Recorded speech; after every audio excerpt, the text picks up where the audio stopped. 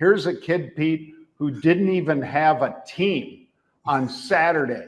And then Saturday, he gets the call. And so let's listen and watch. This has got to be an NFL first. I have literally never seen this before. The Falcons beat the Vikings on Sunday Night Football. As usual, NBC held their on-field player interviews after the game. One of the players was new Falcons kicker Parker Romo. If you were unaware, just this week, the Falcons benched their longtime kicker Young-Ho Koo, signing Romo just for Sunday's game. And when I tell you he was new to the team, he literally found out he was making the trip to Minnesota just 24 hours before the game. Bro didn't even get a chance to introduce himself to all his teammates by game time. And I'm literally not kidding, because after he goes 5 for 5 in field goals, NBC obviously wanted to talk to him about his performance. And what you're about to see can only be explained on video. You found out yesterday morning that you were making this trip, and I know you're learning your teammates' names. You know their names, right? I know Bijan. This is Leonard You don't even Floyd know over here. You guys one of the nice best to meet defensive you. ends in football. Now think about how wild that is. There are 53 men on an NFL team. Bro got quizzed about only 2 of them and got 1 wrong, which means if they brought the entire team out on the field, he wouldn't know 26 of his teammates. So to recap, Bro learns he's playing in this game a day before. He goes 5 for 5 in field goals, winning the Falcons the game, and at the same time, he barely knows anyone he just played with. I've literally never seen anything like this before. That kid's hair distracts me, John. He's got so much of it. I got nothing. I wish he would share the wealth, man. Well, you know, what the hell? All right, John. How about this? How bad was their kicker that they basically said, out, and got him bag and baggage, out. And then this guy, who I don't know if this guy was even in their training camp or if they just picked him up, saw him in the preseason kicking for somebody else or whatever, Pete. But maybe the coach just said, look, nobody can be as bad as this guy. Let's get that guy. And the guy goes 5 for 5. I mean, that's pretty daggone impressive. That was great. I watched a big portion of that game. It was, you know, fun to watch, obviously, and interesting to see. All right. As far as some sports, John, why don't we jump into this? Who are some of the surprise quarterbacks this year? You're not surprised probably that Lamar Jackson's really, really good again. Goff, really, really good again. Matthew Stafford's looked great. Baker Mayfield's looked great. But I think Justin Herbert, a lot of guys have basically given up on him, right? I mean, I feel like that. A lot of people were like, oh, he's down there and he's not doing anything in L.A. Well, they're 2-0 and he's doing pretty well actually right now, John.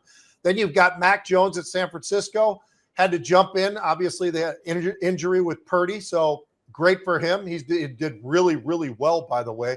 And Daniel Jones at Indianapolis. They're 2-0.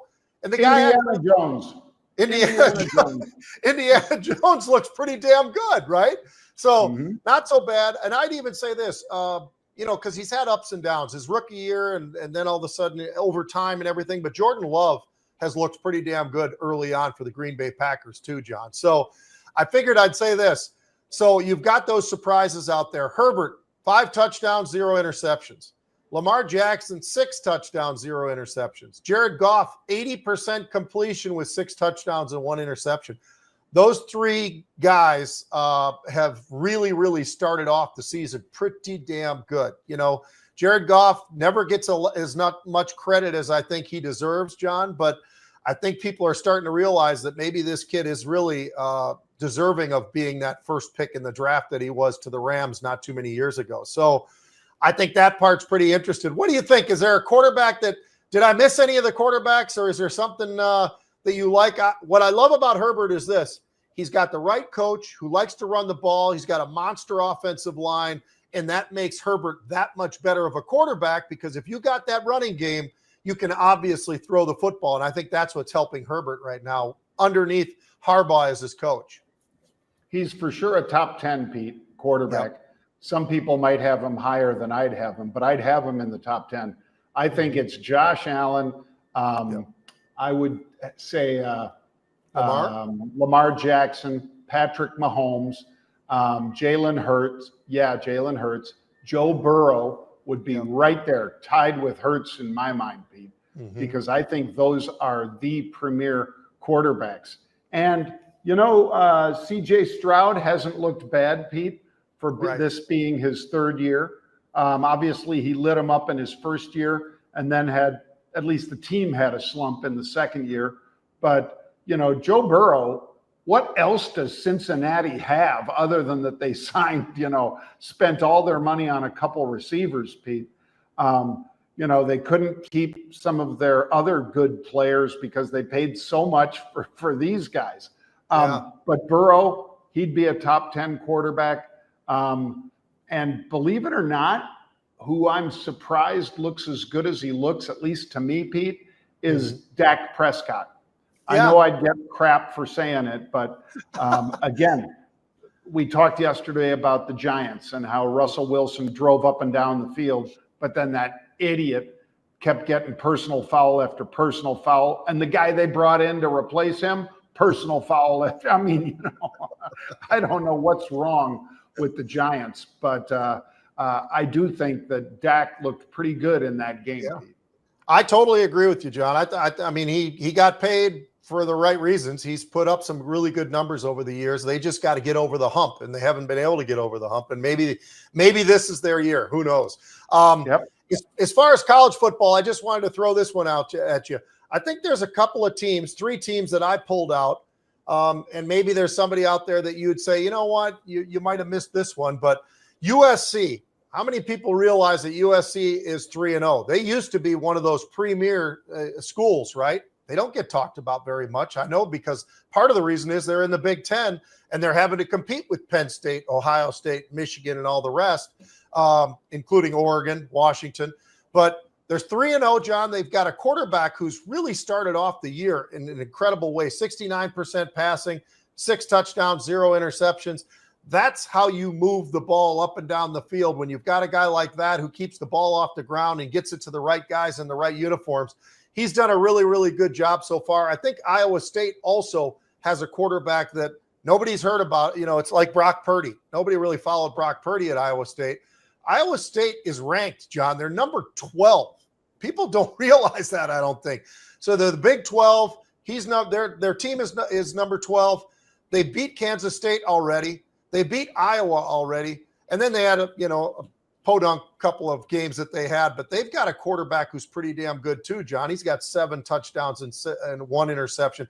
But Texas Tech, they don't get talked about very much at all because of the fact that, all they do is throw the ball. Well, they got a quarterback this year who's throwing the ball pretty well, 11 touchdowns and 1 interception. He had a really good year last year as well. This guy, Barron Morton, ought to have some sort of a spot on this Heisman look, at least early on. Now, I grant you, they're playing nobody. But as they get into the season and this kid keeps on chucking the ball, I think it's going to be pretty interesting. By the way, they've outscored their opponents, John, 174-35. I think that these guys know something about putting points on the board. So 3-0, not a bad start for Texas Tech. And as you already said, months ago, Pete, their big alumna was putting up, basically opened up his wallet. The billionaire alumni basically said, yep, whatever you need, Texas Tech. And awesome. That NIL money does make a difference. Yeah. I'll throw out a couple to you, Pete. You already mentioned Utah last week, so I'll say they're still 3-0. They're good. Yep. The surprise ones to me are Auburn and Missouri that are 3-0. That's pretty dang impressive. Indiana, we kind of expected them to build on a little bit of last year's momentum, but Vanderbilt 3-0 as well. Ole Miss is 3-0, and they've got one of the best recruiters and best coaches in college football. So nobody, Pete, wants to play Ole Miss, in my opinion, especially in Mississippi. That's just, that's one of those games where, just like going into the Horseshoe at Ohio State or the Big House in Michigan, you don't want to go in there. But this year, Michigan at least is 2-1 right now after that upsetting loss to Oklahoma. But those would be mine, Pete. Missouri, as well as Auburn. Those would be 2 of my primaries right now. And I think people forget about Missouri, who had a great year last year in the SEC, for the people who don't realize where they are. And I'll tell you what, John, how about Illinois? I know we've talked about this before, but it's worth talking about Belima and what he's been able to do and how he's doing it. They got a great quarterback. He's got a bunch of beasts on the defensive side too, John. I mean, those guys are good. They were 10-3 last year. I think they're going to be on their way to 10-3 again this year. They got a big one, I think, this weekend. I think it's Illinois, Indiana. So that ought to be pretty interesting as well, because obviously you're going to have a loser somewhere there. And those two teams have played really well coached as well. So should be kind of fun in the Big Ten to watch that game.